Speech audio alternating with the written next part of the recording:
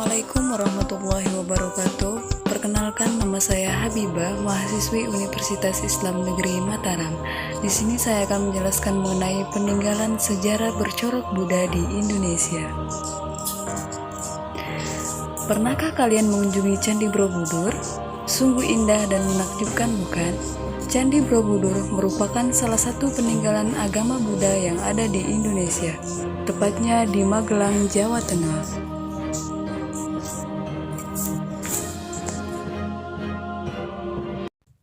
Agama Buddha pertama kali masuk ke Indonesia sekitar abad ke-5 Masehi. Kedatangannya bersamaan dengan masuknya ajaran agama Hindu. Agama Buddha diterima dengan baik karena tidak percaya adanya dewa, tidak mengenal kasta. Orang berjuang untuk mencapai nirwana harus melaksanakan Arya Setyani atau hidup itu sengsara. Sengsara muncul karena nafsu yang jahat harus dibinasakan, dan untuk membinasakan nafsu melalui hasta marga, sehingga kelompok Waisyah dan Sudra banyak berpindah ke agama Buddha. Kerajaan Buddha terbesar di Asia adalah Kerajaan Sriwijaya. Kerajaan Sriwijaya berdiri pada abad ke-7 di Palembang, Sumatera Selatan. Pada awalnya, kerajaan ini berpusat di Sungai Kapur, Riau. Namun, setelah mempunyai armada laut yang kuat, Sriwijaya mulai meluaskan daerahnya sampai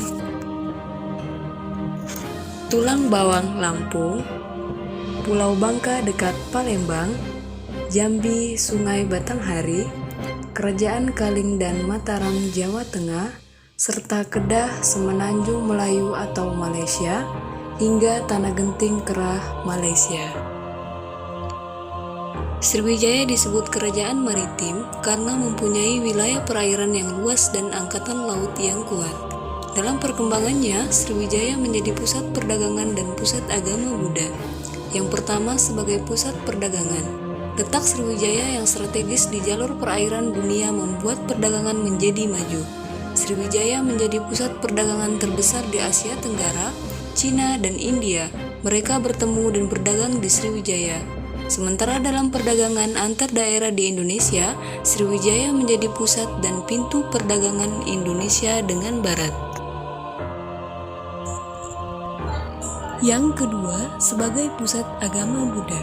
Banyak pendeta Buddha yang datang untuk memperdalam agama Buddha seperti Itsing dari Cina, serta guru agama Buddha yaitu Sakyakirti dan Dharmapala. Sebaliknya, banyak juga para pemuda Sriwijaya yang belajar dan memperdalam agama Buddha di perguruan tinggi Nalanda, India. Kerajaan Sriwijaya mengalami puncak kejayaan pada tahun 850 Masehi. Masa kejayaan berlangsung selama pemerintahan Raja Bala Putra Dewa, di mana rakyat hidup tentram dan makmur. Namun, kejayaan Sriwijaya mulai surut pada abad ke-11 karena faktor-faktor berikut ini.